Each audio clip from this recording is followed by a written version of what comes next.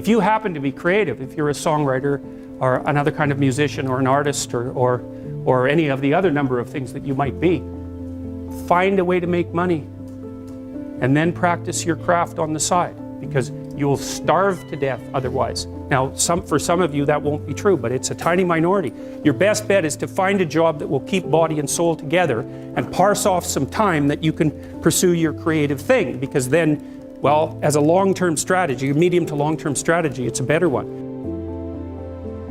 You know, you hear very frequently people say things like everyone's creative. It's like, that's wrong, okay? It's wrong. It's just as wrong as saying that everyone's extroverted. First of all, you have to be pretty damn smart to be creative, because otherwise you're just going to get to where other people have already got, and that's not creative by definition. So being fast and being out there at the front of things really makes a difference. And then you also have to have these divergent thinking capabilities, and that's part of your trait structure.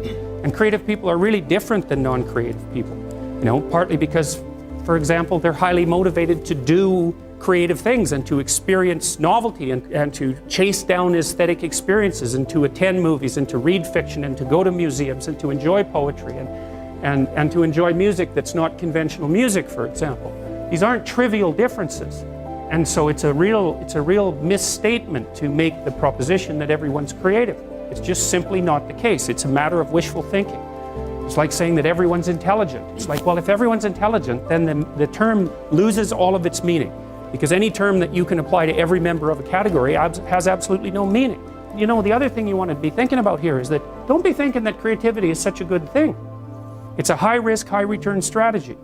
There's creative people in this room, man. You guys are going to have a hell of a time monetizing your creativity. It's virtually impossible. It's really, really difficult because, first of all, let's say you make an original product. You think the world will beat a pathway to your door if you build a better mousetrap. It's like, that's complete rubbish. It isn't true in the least. If you make a good creative product, you've probably solved about 5% of your problem.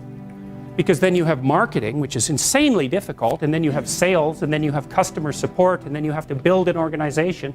And you have to, if it's really novel, you have to tell people what the hell the thing is. You know, we built this future authoring program, right? It's available for people online. So how do you market that?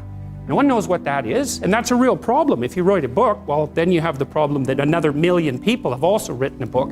But if you produce something that's completely new and doesn't have a category, people can't search for it online. How are they going to find it? And then you have pricing problems, and it's really unbelievably difficult to produce something creative and then monetize it. And even worse, if you're the creative person, let's say you have a spectacular invention, you've got no money, right? You've got no customers. Those are big problems. And so maybe you go and you find a venture capitalist. We start with family and friends because that's how it works. You raise money for your product. You raise money from your family and friends.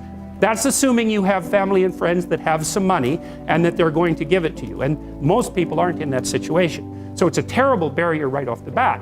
And then of course you're putting your family and friends at substantial financial risk because the probability that your stupid idea is going to make money is virtually zero, even if it's a really brilliant idea. And so then let's say, well, you get past family and friends and you get venture capitalists involved, because that's often the next step, or an angel investor. There's steps in building a business. Family and friends, angel investor, that's some rich guy that you've happened to meet some manner, some way, who's into this sort of thing and is willing to provide you with some money to get your product off the ground. Well, how much of your product is that person going to take? Well, most of it. Most of it. And no wonder, because, you know, you don't have any money. How are you going to bargain for control over your product? He'll just say, well, do you want the money or not? And if your answer is no, then he'll go and do something else with his money. It's not like there's no shortage of things that you can do with your money. There's a million things you can do with it. So you're not in a great bargaining position.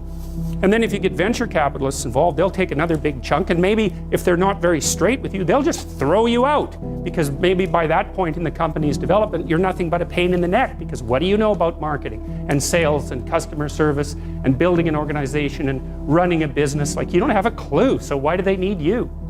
So even if you're successful at generating a new idea and you put it into a business, the probability that you, as the originator of the idea, are going to make some money from it is very, very low. So don't be thinking that creativity is something you would want to curse yourself with. Now, you know, it's not all bad because it opens up avenues of experience for creative people that aren't available to people who aren't creative. But it definitely is a high risk, high return strategy. You know, so the overwhelming probability is that you will fail. But a small proportion of creative people succeed spectacularly. And so it's like a lottery in some sense. You're probably going to lose. But if you don't lose, you could win big. And that keeps a lot of creative people going. But also they don't really have much choice in it, because if you're a creative person, you're like a fruit tree that's bearing fruit. So you don't really have, you can suppress it, but it's very bad for you. You know, the creative people I've worked with is if they're not creative, they're miserable, so they have to do it.